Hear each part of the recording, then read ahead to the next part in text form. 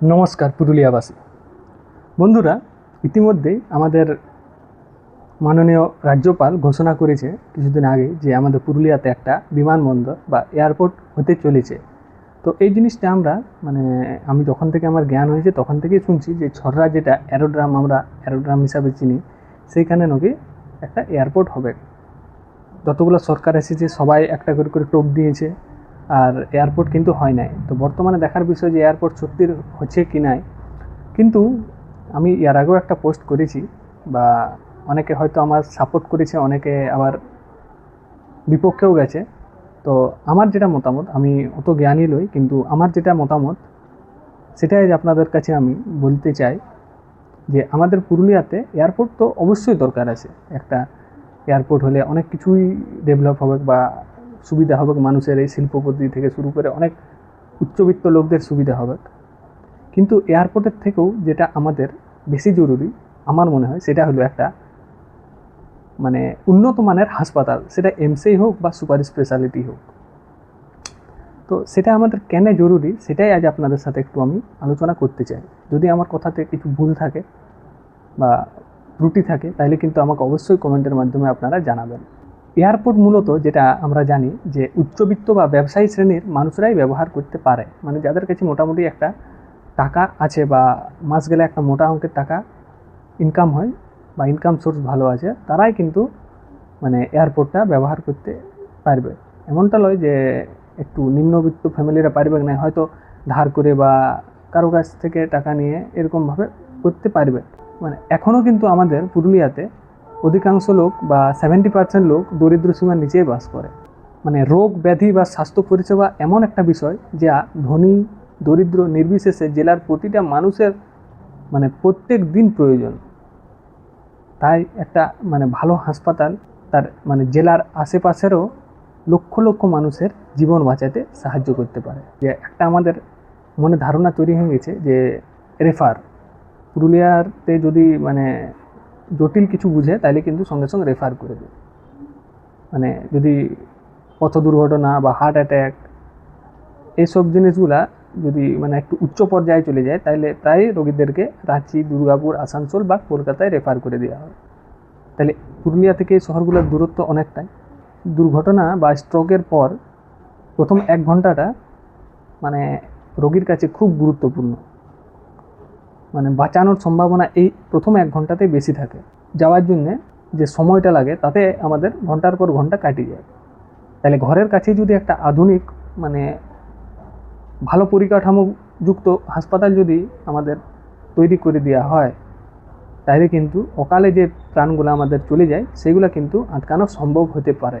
তো বাইরের শহরের বড় বেসরকারি হাসপাতালে চিকিৎসা করাতে যেয়ে পুরুলিয়া বহু সাধারণ লোক বা মধ্যবিত্ত পরিবারেরও ঘুটিবাটি বিক্রি হয়ে যায়, কিন্তু সর্বশান্ত হয়ে যায়।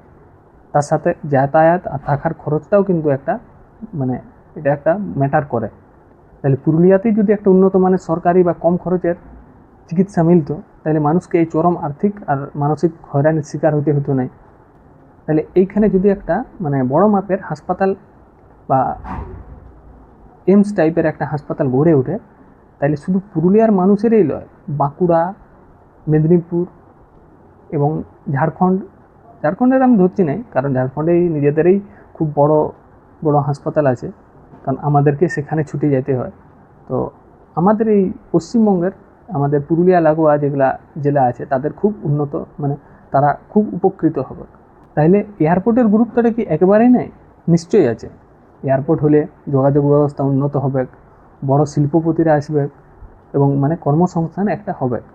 কিন্তু উন্নয়নের প্রথম ধাপ হওয়া উচিত মানুষের বাঁচে থাকার অধিকার, একটা সুস্বাস্থ্য পরিকাঠামো সুনিশ্চিত করা, যেখানে মানুষ সঠিক ও উন্নত চিকিৎসার অভাবে ভুগছে সেখানে আকাশপথের সংযোগের থেকেও মানুষের জীবন বাঁচানোর পথটা মসৃণ করাই যে কোনো জনপ্রতিনিধি বা প্রশাসনের প্রথম অগ্রাধিকার হওয়া উচিত বলে আমার মনে হয়। এরপর একটা বা দুটা ঘটনা আমি আপনাদেরকে জানাচ্ছি বা শোনাচ্ছি। একদিন আমি আমাদের হাতুয়াড়াতে যেটা আছে দেবেন Mahato government medical college and হাসপাতাল যেটা আছে সেখানে গেছি। আমার একটা দাদার পায়ে একটু ফ্র্যাকচার হয়েছিল, তো এক্স রে করাতে গেছি। তো এক্স রে করাতে যাই দেখছি যে এক্স রে প্লেটেই নেই। তো তাহলে কেমন তোমার মেডিকেল কলেজ আর কেমন হাসপাতাল? বলছে না আমাদের কাছে এখন এক্স রে প্লেট নাই, কবে আসবে সেটাও কিন্তু আমরা এখন কোনো গ্যারেন্টি দিতে পারছি না। এবার 2 নম্বর আরেকটা গল্প শোনাই, অঙ্কোলজি মানে ক্যান্সার চিকিৎসা। আমার এই খুব পরিচিত একজন হাতুয়াড়াতে ক্যান্সার চিকিৎসার জন্যে মানে ওইখানে কেমোথেরাপি দেয় বা ওইখানেই চিকিৎসা করায়। কিন্তু একটা অঙ্কোলজি ডিপার্টমেন্ট আপনারা খুলেছেন, হাসপাতাল কর্তৃপক্ষের কাছে আমার এটাই অনুরোধ যে আপনারা একটা অঙ্কোলজি ডিপার্টমেন্ট খুলেছেন হাসপাতালে, খুব ভালো উদ্যোগ, খুব ভালো জিনিস। কিন্তু হাসপাতালে যখনই কেমোর গল্প আসে তখনই কিন্তু বারবার আমাদেরকে বলা হয় যে না কেমো তো অ্যাভেলেবেল নাই। তাহলে কী হবে? পেশেন্টটা কি তাহলে বিনা কেমোতে কি মারা যাবে? তখন আমাদেরকে বলা হয় আপনারা বাইরের থেকে দেখুন, জোগাড় করতে পারলে খুব ভালো। এখন কবে আসবে, এটা কবে অ্যাভেলেবেল হবে এটাও কিন্তু আমরা বলতে পারছি না।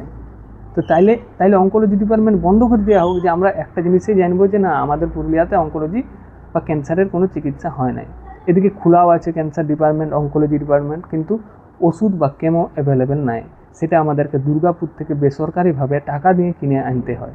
তো এইটা আমার হাসপাতাল কর্তৃপক্ষের কাছে বা স্বাস্থ্য আধিকারিকদের কাছে অনুরোধ আছে যে এই জিনিসটা একটু গুরুত্বভাবে দেখবেন, যে কেমো বা ক্যান্সার চিকিৎসার যে ওষুধগুলো যেন আমাদের পুরুলিয়াতে অ্যাভেলেবেল থাকে।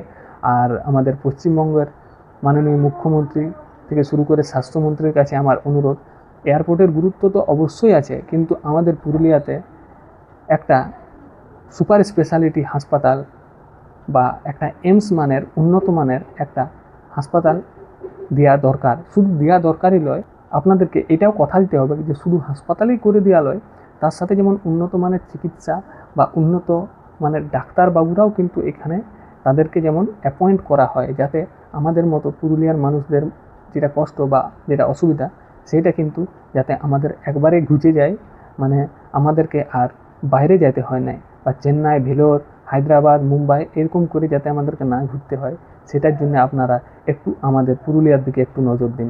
এটা পুরুলিয়াবাসী হিসাবে আমার ব্যক্তিগত মতামত। আর যদি কোনো ভুল কিছু বলে ফেলি তাহলে কিন্তু ক্ষমা করবেন। সবাই ভালো থাকবেন, সুস্থ থাকবেন।